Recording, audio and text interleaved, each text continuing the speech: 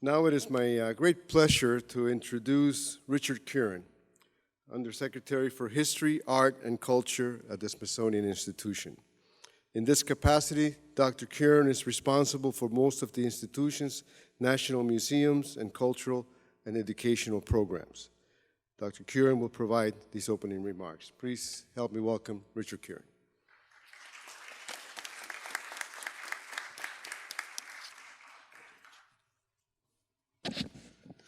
Thank you very much, and welcome this Friday morning in Washington. It's a cool, surprisingly cool and unhumid morning in Washington. I'd like to express my thanks to the museum, to the work of Kevin Gover, the director of the museum, and to Ramiro Matos and Jose Barrero for their marvelous work, not only in organizing this symposium, but in doing the work over the years. I think it seems like about a decade or so, about bringing this exhibition to fruition and helping as well bring the Folklife Festival to fruition out on the Mall with a demonstration of the Inka Road Bridge builders. It's very important to note how I think the work that this museum has done has provided a catalyst for organizing and mobilizing many people, whether they be culture bearers, whether they be scholars in the Andean nations, or whether they be the international community. And it's certainly of great note that last year, in 2014, UNESCO declared the Inka Road put it on the World Heritage List. That's an amazing achievement. Because usually most of the things on that list are big monuments, the Taj Mahal, they're huge natural things like the Grand Canyon and so on.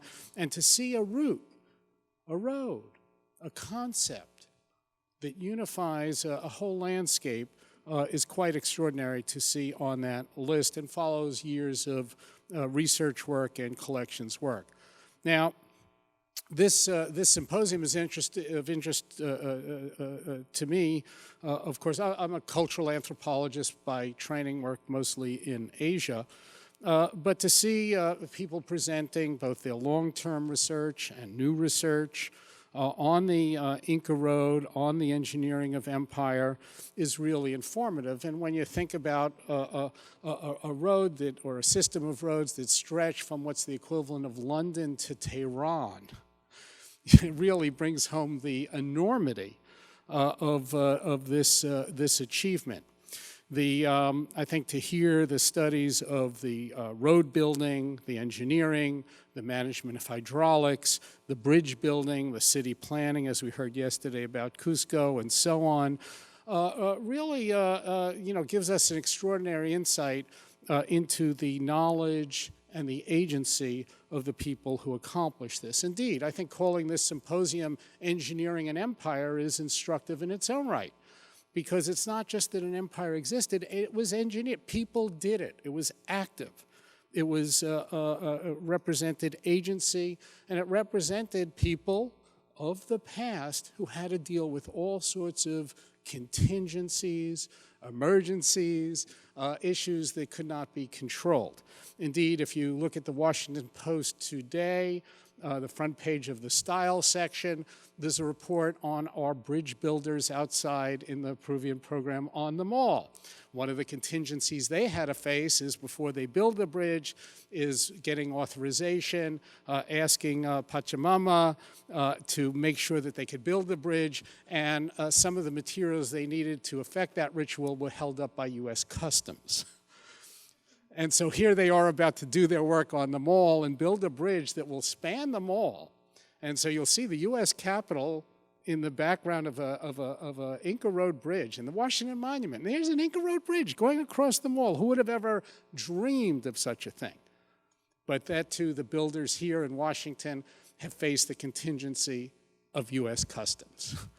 And they had to deal with it, and they will. And we expect that bridge to be done, I hope, by July 4th, which would be an interesting kind of juxtaposition in history that Inca can only have imagined. But, when you think about road building, and engineering impact. Thinking about roads and routes gives us a different insight into the nature of society. When I was coming up in anthropology, we tended to think of social structures and morphology. And, you get kind of static understanding of society. It existed in things and structures and organization. And when you start to think of routes and roads, you kind of think of society and culture happening in much more dynamic form.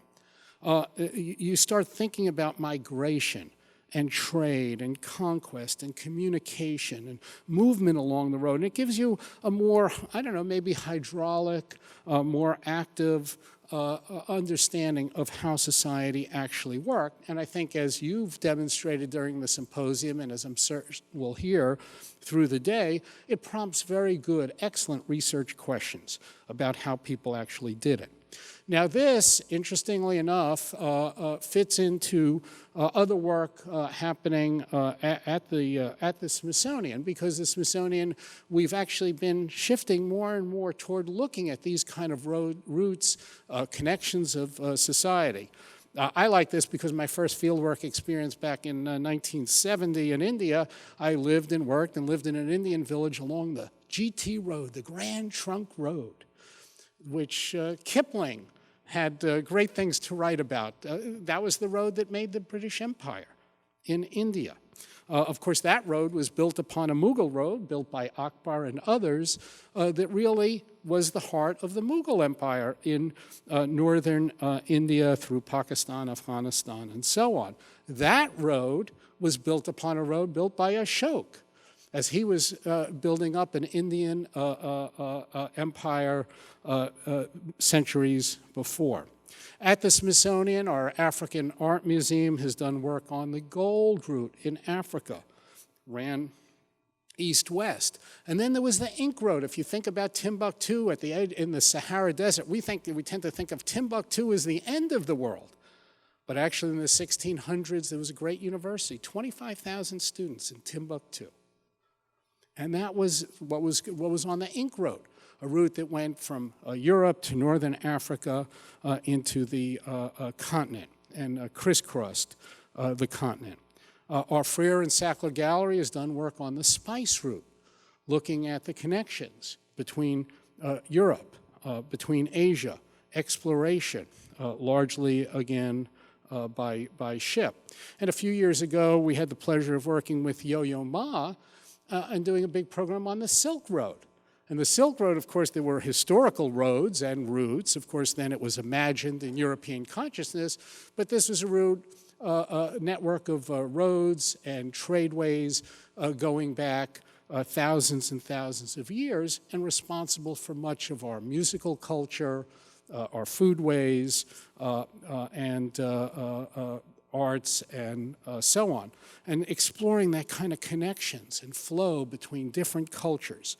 So we've done a good bit of that. And then just earlier this month, actually, the Smithsonian announced a tremendous find off the coast of South Africa because next to the Washington Monument, we're building a new museum, the National Museum of African American History and Culture. And of course, central to that museum is the slave route. And off the coast of South Africa, we announced again earlier this month, the first recovery of remains from a slave ship that went down off the coast of Africa. And so remains from that ship will be featured in that museum. And of course, when you're talking about the slave route, you're talking about transcontinental relationships between Africa, Europe, and the Americas that really had profound effects on hundreds of millions of people. And so the Smithsonian is doing new work on that. So the idea of looking at roads and routes really helps us deal with, ask new questions. It enables us to relook at our collections.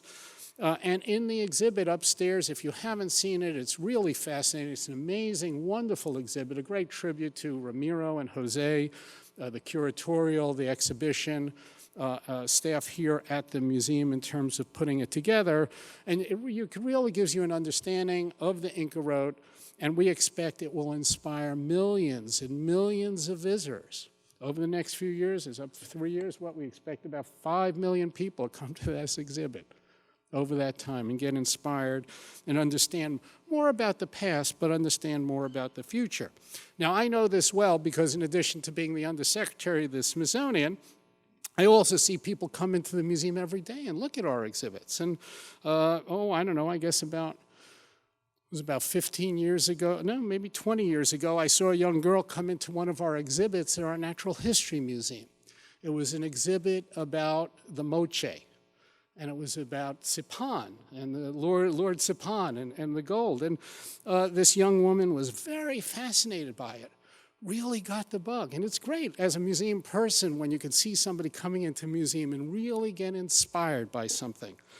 That young girl ended up going down to Bolivia and Peru, doing archaeology, ended up going to college, ended up going to graduate school, ended up studying with a guy named Tom Dillahay and John Janicek and Tiffany Tung. Ended up meeting Ramiro Matos, working down in the Andes, learning Spanish, learning Quechua, and becoming a professor and an archaeologist and a student of Andean culture in her own right. That young girl was my daughter. And that was the young woman who did the closing comments yesterday, Danielita Kurin. So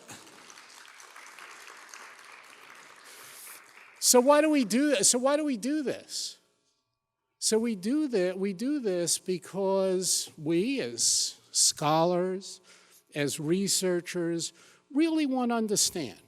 We want to understand what made the past, what makes the present, how our own ideas are structured, but also we want to inspire a larger public to do that, to understand that, to come into an exhibit, and whether somebody's going to be an engineer or a physicist or a business person, we want them to understand something about the Inka Road, about the ancient Andes, about Andean people today, and the roots of our culture. But we also do it because we want other young women, young boys who come into this museum and see that Inka Road exhibit to kind of catch that bug and develop the research and do the work and do the scholarship that will build on our understandings and go further in the future so that we can understand and really ensure that the respect for what people have done is extended to the future. Thank you very much.